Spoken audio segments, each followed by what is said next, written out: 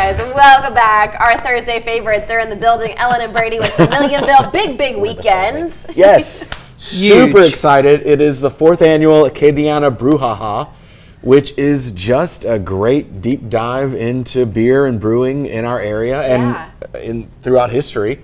And it's super exciting. I love that. So, okay, what time does everything kick off? Everything kicks off at 10 a.m. Saturday morning. Okay. And we have a special event coming up at noon. Yes, we do. The official grand, and by grand I mean moderate opening for it is grand. It's a big deal for you. It is. It's a big deal for us. Yeah, I mean, it's something we've been working on for a couple of years now, and we've been doing beer, in the restaurant, but this will be the first, big grand opening come out. We've got great people coming from the state and local and the mayor's office, and so we have a ribbon that we're going to cut, and oh my gosh, y'all are so we'll spray beer out into the audience. Big scissors. Oh my gosh. Ellen's going to throw roses. It's going to be wonderful. It's going to be a beautiful time. Tickets are still on sale? Yes. Tickets are still on sale now. Most of them. Okay. Our VIP tickets, which included a beer tasting class with Ryan, the Cicerone. Yes. Yes, they are sold out. Oh.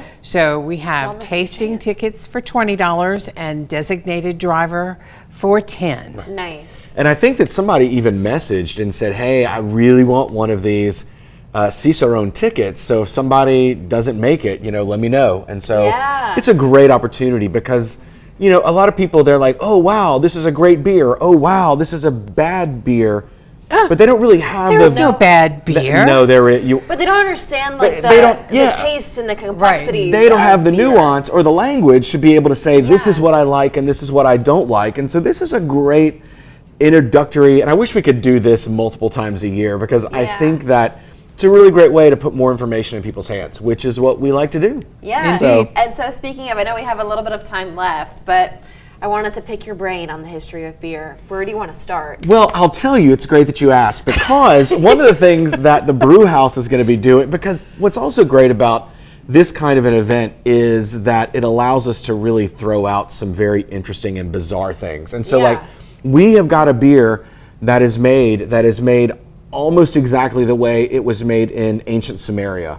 Okay. So 1200 BCE, this is how they would have made beer.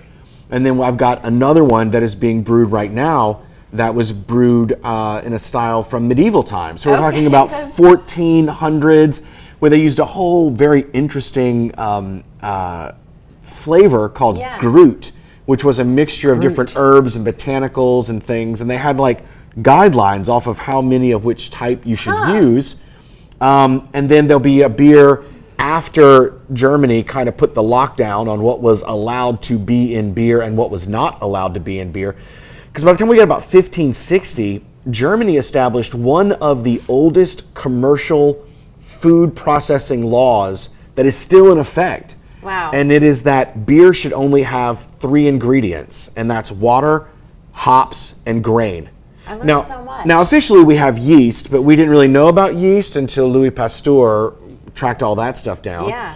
And then we're going to have alcoholic root beer that's based on a Victorian era recipe, which is super exciting because in all of the different advertisements for the recipe, they reference indigenous bitters. Yeah. And so that's been a real... And I hate to cut you off, but we are... You asked me to talk about history, Taylor. We can talk about this for years. You wound him up, Taylor. We're going to put everything on our website, Katie. Come on out and see it. It's going to be a great time. Go see them, guys.